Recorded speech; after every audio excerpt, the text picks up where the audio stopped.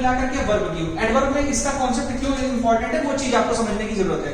तो अगर हम लोग वर्ब को देखते हैं तो वर्ब को आप नॉर्मली जानते हैं कि इसको क्या कहा जाता है, एक्शन वर्ड्स कहा जाता है। क्या बोलते हैं बेटा, एक्शन वर्ड्स। अब एक्शन वर्ड्स बोलते हैं, एक्शन वर्ड्स के अंदर दो चीजें मालूम चल जाती है कि एक तो हमें टाइम ऑफ एन एक्शन मालूम चलता है कि स्टेट ऑफ एन एक्शन मालूम चल जाता है, दोनों चीजें हमें मालूम चल रही होती है। तो कुल मिलाकर के अगर हम वर्ब को डिवाइड करते हैं तो दो सेक्शन में डिवाइड किया, एक रेगुलर वर्ब जिन्हें ऑर्डिनरी वर्ब्स भी कहते हैं, और एक तरफ हमारे पास ऑक्सिलरी वर्ब्स है जिनको हम लोग क्या कह सकते हैं, टाइम वर्ड्स कह सकते हैं, कि इनका यूज हम लोग हेल्पिंग वर्ब के तौर पे करते हैं। अब अगर आप अपनी भाषा में देखेंगे तो आप इन्हीं रेगुलर वर्ब्स को क्या कहते हैं, मेन वर्ड्स कहते हैं। आप क्या बोलते हैं इसको, ये मेन वर्ब्स हैं, पक्का।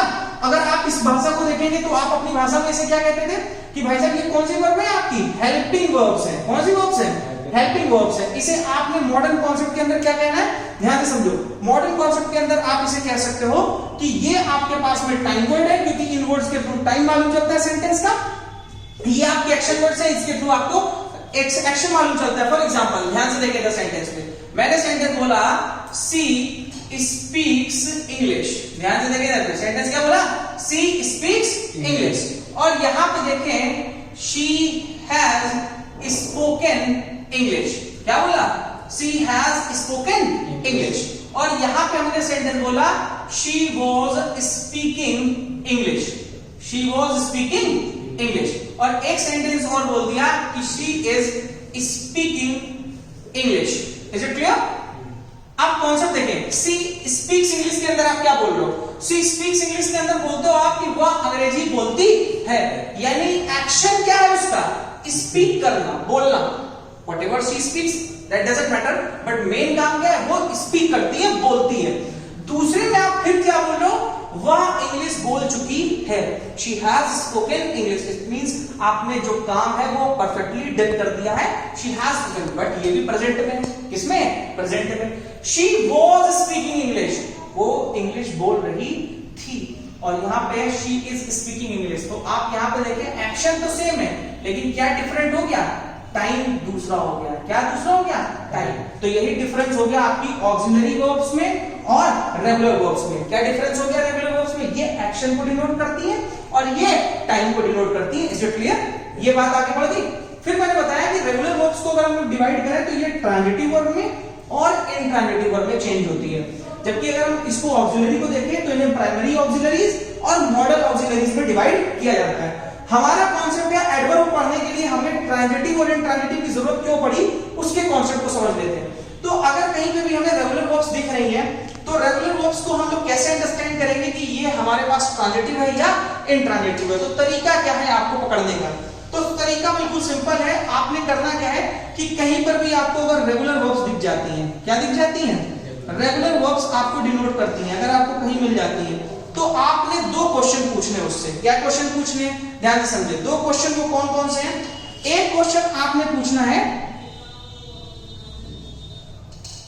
व्हाट और दूसरा क्वेश्चन क्या है, हु। आप दो ही क्वेश्चन पूछ सकते हो। इसको हिंदी में क्या कहते हैं बेटा, क्या और किसको। अगर आप ये दोनों क्वेश्चन पूछते हो रेगुलर वर्ब से और आपको उसका रिप्लाई मिल जाता है, यानी आप उसका रिप्लाई ले लेते हो, तो वो ट्रांजिटिव कहलाती है। क्या कहलाती है, ट्रांजिटिव कहलाती है। आप कोई भी क्वेश्चन पूछो, चाहे दोनों पूछो चाहे एक पूछो, अगर आंसर मिल रहा है तो वो कौन सी कहलाएगी, ट्रांजिटिव कहलाएगी। लेकिन अगर आप व्हाट और हुम पूछो और इनमें से दोनों में से किसी का भी उत्तर नहीं मिल रहा है तो वो आपकी कौन सी कहलाती है, इनट्रांजिटिव कहलाती है। क्या कहलाती है, इनट्रांजिटिव कहलाती है। अब फॉर एग्जांपल उस एग्जांपल को समझ लेते हैं कि कैसे हम लोग अंडरस्टैंड करेंगे। जैसे ध्यान से देखिए इधर पे, यहां पे लिखा मैंने सेंटेंस, ऊपर वाला ही सेंटेंस उठा लिया, सी स्पीक्स इंग्लिश। क्या लिखा है sentence, she speaks English. Clear हुआ। एक और सेंटेंस में लिख लेता हूं, शी हेल्प्ड मी। क्या सेंटेंस लिखा, शी हेल्प्ड मी। और एक सेंटेंस मैंने लिखा शी लव्स, सी लव्स। तीन सेंटेंसेस आपके सामने लिखे हैं। अब आपको अंडरस्टैंड करना है कि कैसे हम लोग पता लगाएंगे कि ये ट्रांजिटिव है या इनट्रांजिटिव है। क्या पूछा क्वेश्चन मैंने, अगर मैंने लगाया व्हाट सी स्पीक्स, क्वेश्चन क्या लगाना है हमको, या तो व्हाट या तो whom। What she speaks, answer क्या मिल रहा है, क्या बोलती है, इंग्लिश बोलती है, आंसर मिल रहा है। यानी स्पीक आपका कौन सी वर्ब हो गई, ट्रांजिटिव हो गई। बात समझ आ रही है। ट्रांजिटिव का मतलब है सकर्मक क्रिया, यानी कि वे वर्ब्स जिनको बोलने के लिए, जिनको असिस्ट करने के लिए उसके साथ में एक्शन का ऑब्जेक्ट भी चाहिए, ऑब्जेक्टिव चाहिए, उसको हम लोग क्या कहते हैं? ट्रांजिटिव वर्ब्स कहते हैं। यानी कि सकर्मक, कर्म के साथ में वो क्रिया होगी। और कुछ क्रियाएं ऐसी होती है जिनमें कर्म की प्रधानता नहीं होती है, तो अकर्मक क्रिया बोलते हैं। जैसे फॉर एग्जांपल लिखा है शी हेल्प्ड मी। अब यहां पे तो व्हाट का आंसर नहीं मिल रहा, what she helped me, answer what का तो नहीं मिला, व्हाट शी हेल्प्ड मी, लेकिन किसका मिल रहा है? whom she helped me, sorry whom she helped, तो आंसर क्या आएगा? me, मेरी मदद करी। whom she helped, तो किसकी मदद की? मेरी मदद की। अब मान लीजिए मैं कहूं आपसे कि इसके दोनों ही सेंटेंस बनाने हो, है ना, तो आप इसका दोनों वाला सेंटेंस भी बना सकते हो। मैं यहां लिख सकता हूं, ये लिखा sentence she gave me a pen. क्या लिखा सेंटेंस बाबू? She gave me a pen. आपको दिख रहा है? अब ध्यान से समझो, she gave me a pen में क्या लिख दिया आपने? उसने मुझे एक पेन दिया, तो व्हाट शी गेव मी, इतने को छोड़ो, तो क्या आंसर मिला? अ पेन दिया, मिल गया। whom she gave a pen, क्या आंसर मिल गया? बात सुन रहा है? तो आपको चाहे दोनों मिले चाहे एक मिले, आपको आंसर मिलना चाहिए, दैट इज कॉल्ड ट्रांजिटिव। अब ध्यान से देखिए, इधर पे लिखा हुआ है शी लव्स। क्या लिखा हुआ है? She loves. शी लव्स में क्या हो गया? व्हाट शी लव्स, क्या आंसर मिला? नहीं मिला। whom she loves, आंसर मिला? नहीं मिला। कौन सी वर्ब हो गई है? इंट्रांजिटिव। तो लव कौन सी हो गई? इंट्रांजिटिव। अब देखो, ये तो बात सभी को पता हो गई, ये तो बहुत सिंपल सी बात थी कि सर ऑर्डिनरी वर्ब या रेगुलर वर्ब्स के आगे क्या क्या लगा दो?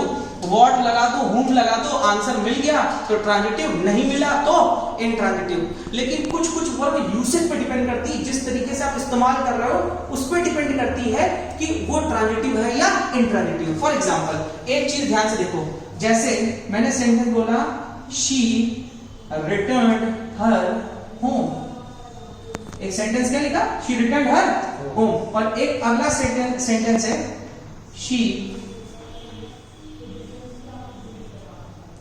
Returned my money. अब आप ध्यान से देखिए करके, दोनों ही सेंटेंस में दोनों ही तरीके की अलग अलग चीजें मिल रही हैं आपको। वर्ब, मेन वर्ब कौन सी है आपके पास? ऑर्डिनरी वर्ब कौन सी है? रिटर्न। ऊपर वाले सेंटेंस में देखिए आप क्या लिखा हुआ है? What she returned her home. Answer मिला क्या? तो क्या हो गया यहाँ पे? इंट्रांजिटिव। क्या हो गया? इंट्रांजिटिव। नीचे लिखा हुआ she return my money, what she return, answer क्या मिल गया आपको? My money. अब ये क्या बन गई? ट्रांजिटिव। यानी है वही वर्ब, सेम वर्ब है, बस फर्क क्या है? हम लोग इसको सेंटेंस में कैसे यूज कर रहे हैं, इट डिपेंड्स। एक में हमको ऑब्जेक्ट की जरूरत पड़ रही है, यानी कि जो वर्ब से रिलेट कर रहा है, और एक जिसमें हमें ऑब्जेक्ट की जरूरत नहीं पड़ रही है, तो ये बन गया। बात समझ में आई? तो ये कुल मिलाकर के ऑर्डिनरी वर्ब की कहानी हो गई है। और इसी पे डिपेंड करती है हमारी एडवर्ब, कि हम लोग जब एडवर्ब यूज करते हैं ट्रांजिटिव वर्ब के लिए तो उसमें कैसे यूज करेंगे, और इंट्रांजिटिव के लिए कैसे यूज करेंगे, वो चीज इतना करेंगे। इतना नोट करके, थैंक यू।